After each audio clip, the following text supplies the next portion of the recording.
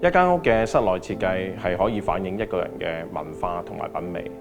而今次呢間半山堅尼地道2210尺嘅複式單位，設計嘅靈感主要係嚟自摩納哥。我早前去摩納哥旅行，發現摩納哥嘅圖案同埋線條，以及當地嘅建築美學，俾人一種舒適而華麗嘅感覺。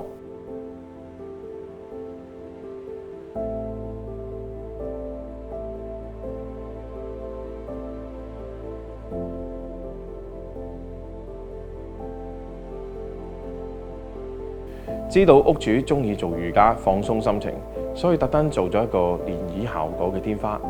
俾佢感覺可以慢慢沉醉喺平靜之中。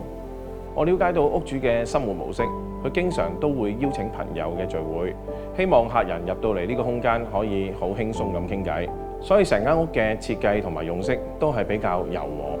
加上用上 Lutron 嘅 Palladium 超靜音捲簾系統，可以輕鬆控制自然光入屋。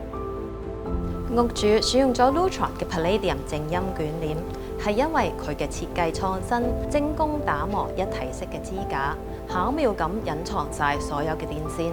配合同款質感嘅金屬 bottom bar， 貫徹整體嘅設計風格。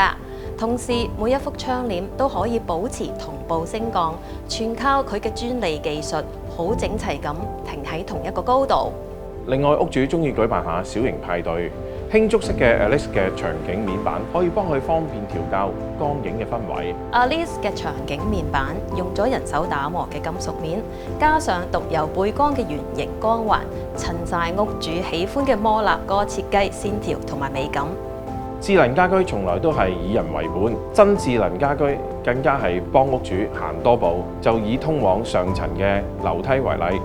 完善嘅內置感應燈。即使係夜晚冇燈光嘅情況下，屋主都可以望向前方上2樓嘅路。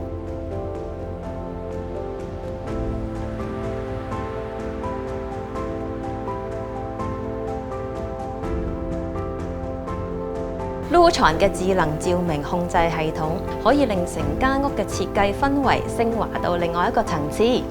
Lutron 將光嘅美感融入單位嘅設計入面，靈活嘅 programming 同控制，做工精細嘅捲簾同埋場景面板，仲有一個配合智能家居方便嘅 mobile app。一切嘅精心設計，令到越嚟越多對生活同品味有要求嘅人成為 Lutron 嘅客戶。